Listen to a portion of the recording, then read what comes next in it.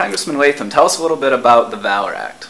Well, the Valor Act is a bill that will give veterans who are in the VA healthcare system the opportunity to choose for themselves whether or not they want to get their health care at veteran VA facilities or able to have the choice of using their own doctor at home, their local hospital, and have the VA pay for it there. The whole idea is that today many of our veterans are World War II, Korea era veterans, some of them 70, 80, some even 90 years old. They oftentimes have to travel long distances to get to a VA facility for their health care.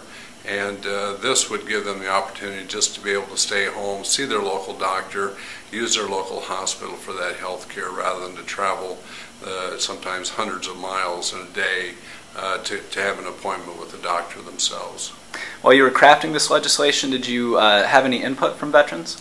Well, I do, I've done over 500 town meetings throughout the district, throughout the state of Iowa, and when we talk about veterans' health care issues, oftentimes those veterans bring up the subject about their having to travel a long distance.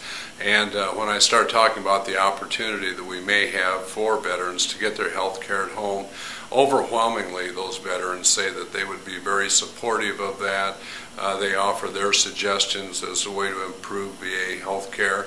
And this is one thing that I think becomes a real hardship on those veterans who obviously, if they're going to a health care facility or probably have some ailment or in ill health, and to have to travel that far every day for that kind of health care certainly is a real hardship for them. But with their input, with their encouragement is why I'm doing this. What are your hopes for the legislation going forward? Well, we're working now to build support in Congress itself to get more co-sponsors for the bill. There's a pilot project that was initiated last year that in certain states and regions today where they are trying this in rural areas. And so we want to expand that, make it permanent, make it available to all veterans. So the idea now is just to build support, get bipartisan support, to make sure that it's introduced over on the Senate, and to see this bill actually become law. Thank you very much, Congressman. You bet.